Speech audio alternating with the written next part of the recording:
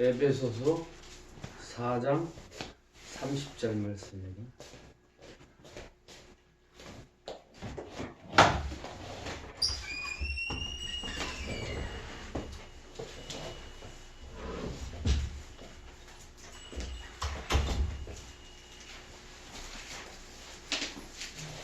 신약성경 315쪽입니다. 에베소서 4장 30절 합독하시겠습니다. 시작. 하나님의 성령을 근심하게 하지 말라. 그 안에서 너희가 구설의 날까지 인치심을 받았느니라. 아멘. 아멘. 이번 주간 오늘은 왜 이 시대를 살아가는 우리들이 성령님을 우리가 알아야 되는지, 왜 이 시대는 성령의 시대인가, 왜 그것을 늘 우리가 잊고 지나가고 있어요. 구약시대 때는 성부 하나님이 역사하시는 시대였고, 신약시대 때는 성자 예수님의 시대였어요. 그래서 제자들에게 하신 말씀이 내가 가는 것이 너희에게 유익하다. 또 다른 보혜사를 너희에게 성부 아버지께서 또 다른 보혜사를 너희에게 보내주신다. 그러면 보혜사가, 첫 번째 보혜사는 누구십니까? 첫 번째 보혜사는 누구예요? 또 다른 보혜사라고 그랬으니까. 예수님. 그 앞에 또 보혜사가 있을 거 아니에요? 예수님이에요. 예수님이 이 땅에 오셔서 죄인과 세리와 병든 자와 낫고 철한 자들의 친구가 되셨어요. 자, 제가 오늘 여러분들에게 하나님의 말씀을 증거할 때에 잘 새겨드리시기 바랍니다. 저는 교리적으로 공부를 한 사람이에요.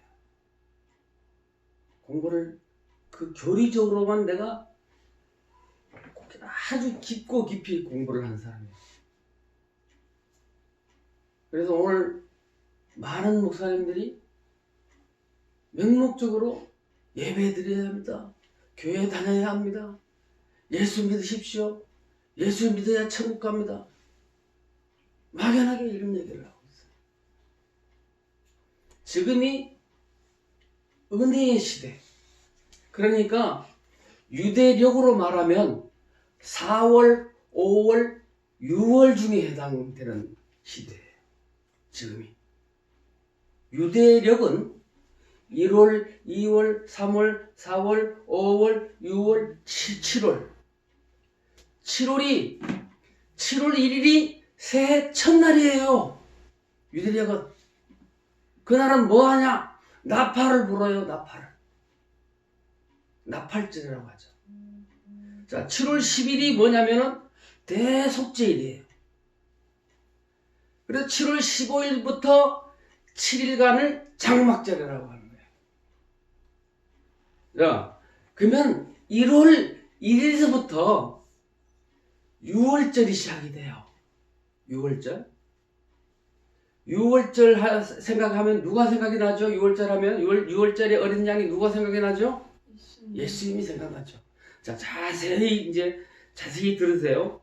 자, 6월절에 예수님이 어린 양과 같이 그 피를 잡아서 그 피를 문설주에 발랐을 때에 애굽에 임했던 마지막 흑암과 장자의 죽음에서 벗어난 민족이 유대인들이에요. 그래서 그 뼈는 꺾지 말라고 하셨어요. 그렇죠? 그때 무교봉을 먹으라 그랬어요. 누룩을 넣지 않은 떡을 먹으라.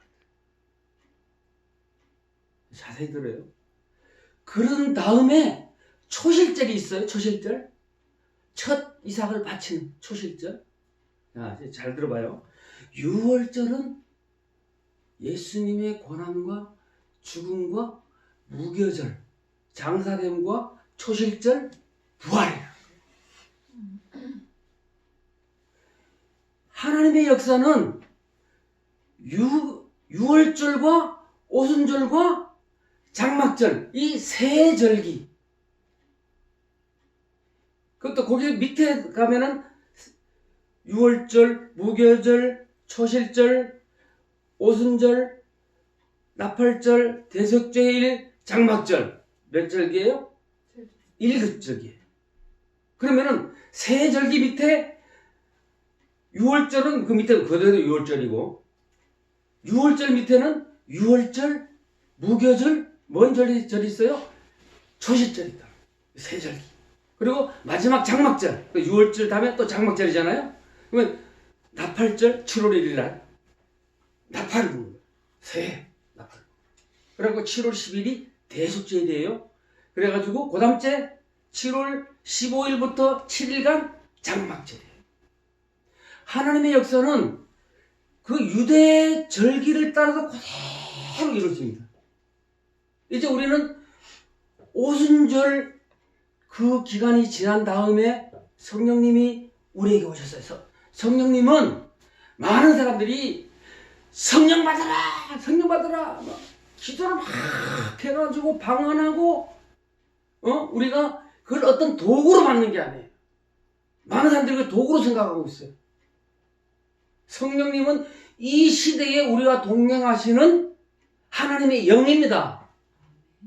할렐루야.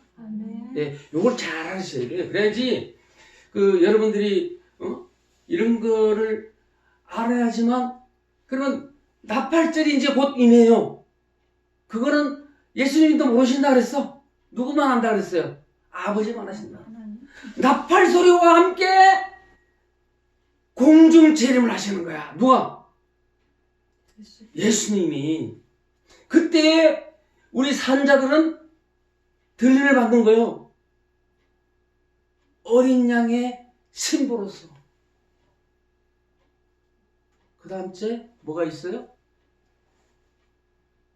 죽음. 예수님의 죽음이요. 네, 그 다음 주에 뭐야? 대속죄일.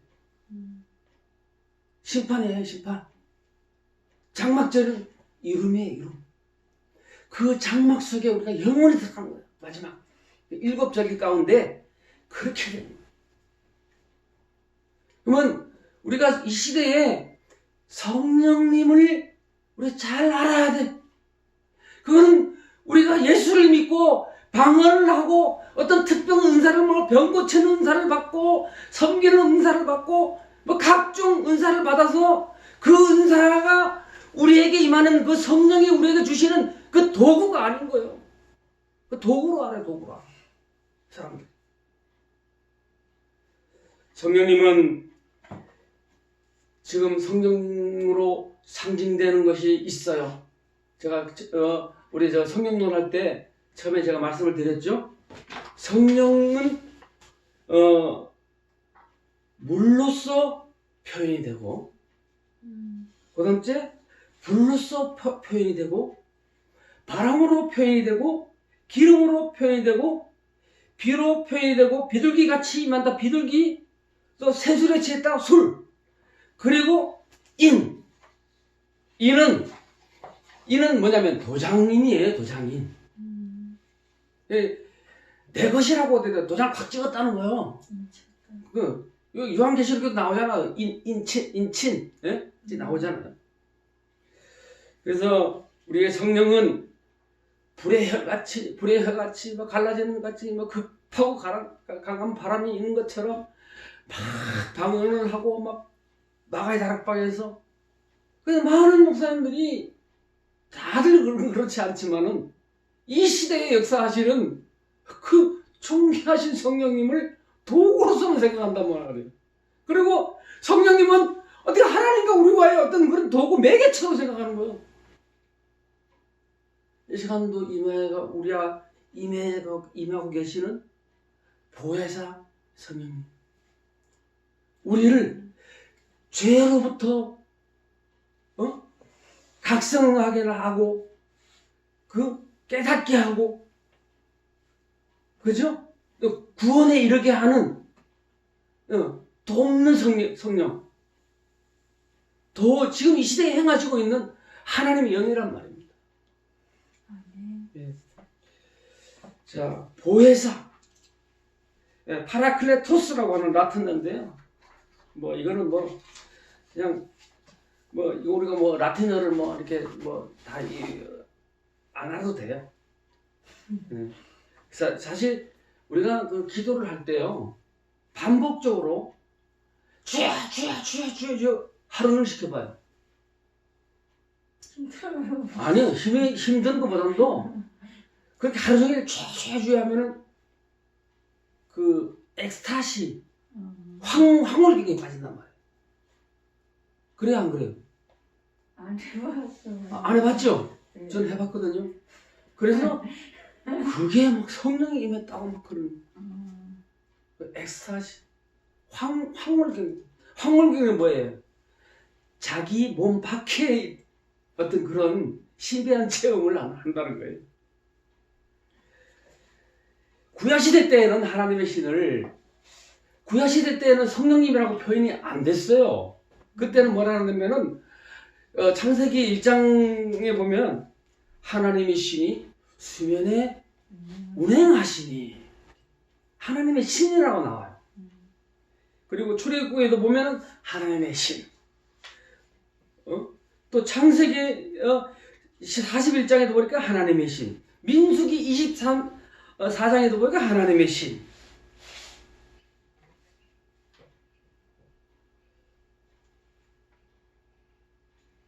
요한복음 14장에 보면 이 보혜사라는 말이, 내가 가는 것이 너희를, 그리고 고와 같이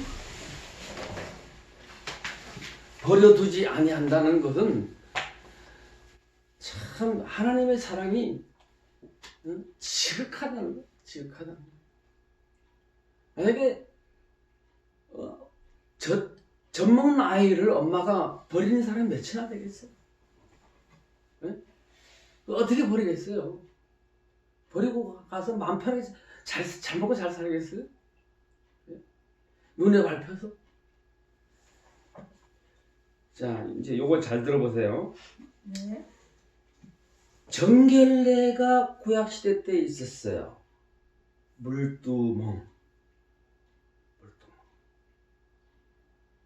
그래서 거기서 하나님 앞에 제사를 드리러 가려면은 그 노수로 만드는 그 성막과 그 뜰 그 사이에 물두멍이 하나 있어요. 거기서 씻어야 돼. 그리고 구약시대 제사는 거룩한 관유에 대한 것이 나요. 관유. 거룩한 관유. 이것은, 이 관유와 이 물두멍은 구별된 예식으로 나아가는 의례예요. 하나님께 나아가는. 그러면 구약시대 때에는 이러한 모든 예표들이 누구에게 집중되는 거예요? 모든 예수님으로 집중되는 거예요. 그러면 예수님께서 보혜사로 이 땅에 오셨다가 다른 보혜사를 하나님께서 우리에게 보내주셨는데, 그 보혜사에게 나아가는 방법들은 이런 예표적인 것과 지금 우리의 모든 이게 정결례 의식, 마음의 준비, 또 하나님을 섬기는 예배하는 이 모든 것들이 연속선상에 있다는 거예요. 거룩한 관유는요, 하나님의 일꾼들에게 부어주는 하나님의 의식이었어요. 그렇죠? 네. 그래서 지금 우리에게도 부어주시는 기름, 성령의 기름 부음, 동일한 선상입니다. 다만 예수께서 우리를 위하여 이 모든 것들을 그 몸에 지고 가셨기 때문에 이제는 우리가 구약시대 때처럼 율법에 우리가 율법을 지킴으로 인해 갖고 구원받는 것은 아니에요. 지금은 우리가 어떻게 구원을 받죠? 구주로 예수를 통해서 구원을 받습니다. 예수가 우리를 위하여 피 흘려서 돌아가셨기 때문에 우리는 그를 믿음으로 나를 위하여 나의 구주가 되심을 믿기 때문에 그 믿음으로 우리가 구원을 받는 거예요. 로마서 12장에 보면 믿음으로 의에 이르고 믿음으로 구원에 이른다. 믿음으로 우리가 의로운 사람이 되는 거예요. 죄 없는 사람이 되는 거예요. 옛날처럼 관유를 붓고 물로 씻고 세상과 죄와 이 거룩함과 그 구별된 그런 의식을 통해서, 그러니까 그 예수가 장차 2000년 후, 3000년 후, 4000년 후 오실 그 예표적인 예수님을 향한 의례적인 것이었어요. 그 모든 구약의 그 제사 방법들. 거룩한 관유는 우리를 구별하여 거룩하게 하는 것이었고, 거룩한 관유를 만들 때 향을 제조하는 법대로, 자 우리가 창세기 30장을 이건 한번 찾아봐야 돼요. 창세기 30장을 우리가 찾아보십시다. 이거는 같이 읽어야 돼요. 창세기 30장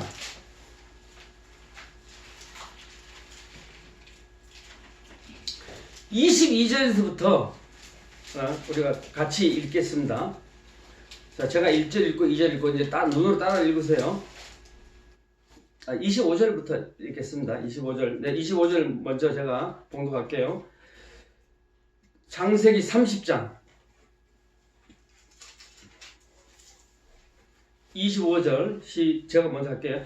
그것으로 거룩한 관유를 만들 때 향을 제조하는 법대로 향기름을 만들지니 그것이 30장 25절 아니죠? 출애굽기 참 내가 죄송합니다.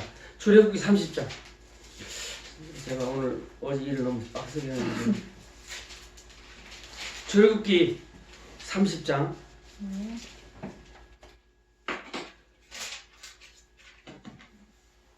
제가 25절 먼저 읽겠습니다. 그것으로 거룩한 관유를 만들 때 향을 제조하는 법대로 향기를 만들지니 그것이 거룩한 관유가 될지라.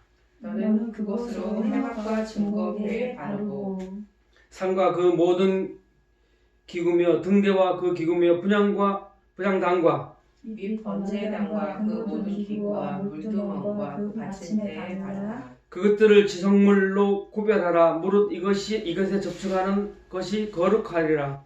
너는 아론과 그 아들들에게 기름을 발라 그들을 거룩하게 하고 그들로 내게 제사장 직분을 행하게 하고 이스라엘 자손에게 고하여 이르기를 이것이 너희 대대로 내게 거룩한 관유니 사람의 몸에 붙지 말며 이 방법대로 이와 같은 것을 만들지 말라. 이는 거룩하니 너희는 거룩히 여기라. 무릇 이와 같은 것을 만드는 자나 무릇 이것을 타인에게 붓는 자는 그 백성 중에 끊쳐지리라 하라.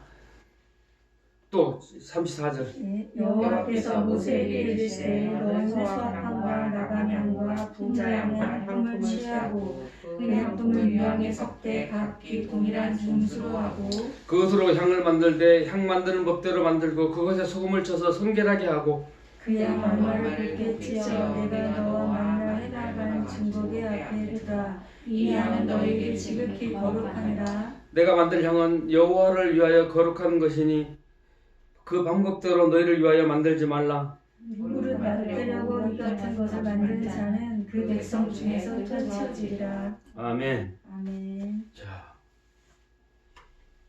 이렇게 그 거룩한 관유에 대한 것이 나와요. 그리고 이 그 뭐 나감향, 소야팡 이런 것, 나감향, 뭐 소야팡 이런 각종 향품들은 오직 누구를 위하여 향기를 드리라고요? 여호와를 위하여. 그래서 이스라엘 백성들에게 이러한 그 거룩한 예식과 그 관용에 대한 것들을 이렇게 말씀을 엄하게 하신 거예요. 만약에 그것을 함부로 했다가는 이거는 뭐냐, 이거는 하나님의 신에게만 드리는 것이에요. 그러니까 우리에게 시사하는 것은 뭐냐? 지금 우리에게 그 시사하는 것들은 지금 이 시대에 우리가 그 기름 부음 받은 것은 이때는 이 관유를 통해서 그 예표적인 것으로 이렇게 직접 관유를 부었지만 지금은 성령의 뭐로 내려요? 성령의 담비로 우리에게 백성 중에 끊쳐지리라고 해요. 끊쳐지.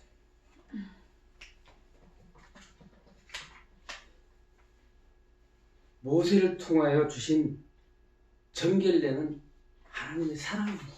아멘.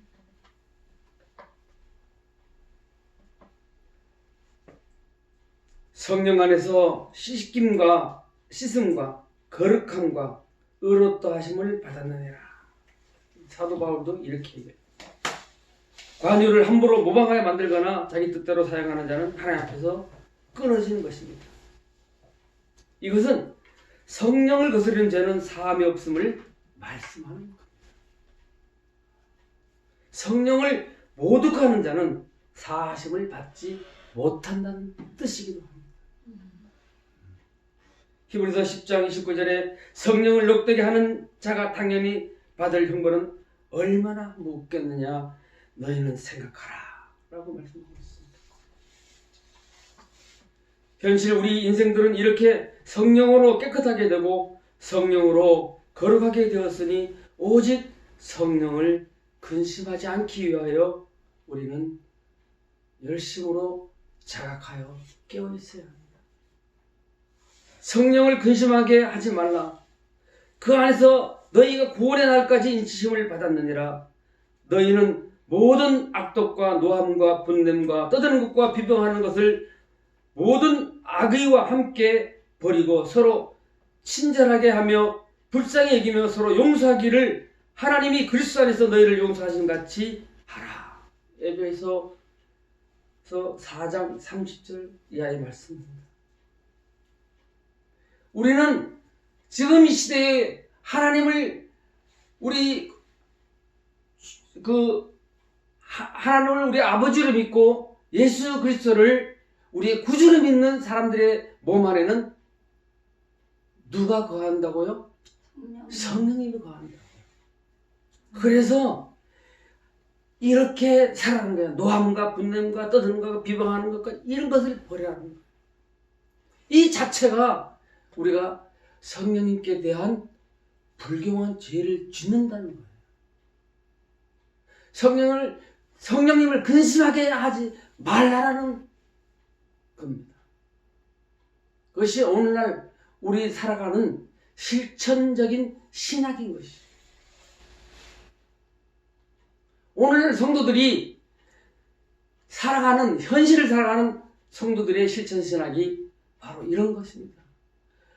하나님의 성령이 우리 몸 가운데 거하시고 우리가 그의 성전인데 이런 악독과 거짓과 분노함과 시기와 원망과 질투와 이런 죄들을 지으면은 하나님을 근심하게 한다는 거예요.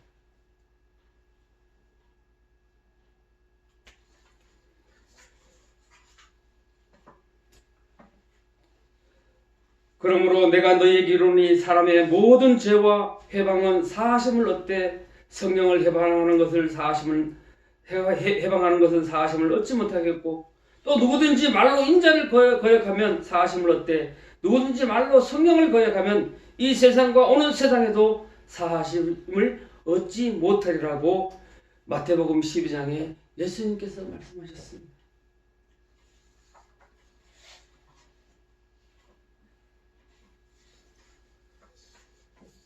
그래서 고린도전서 3장에 보니까 16절에 너희가 하나님의 성전인 것과 하나님의 성령이 너희 안에 거하시는 것을 알지 못하느냐.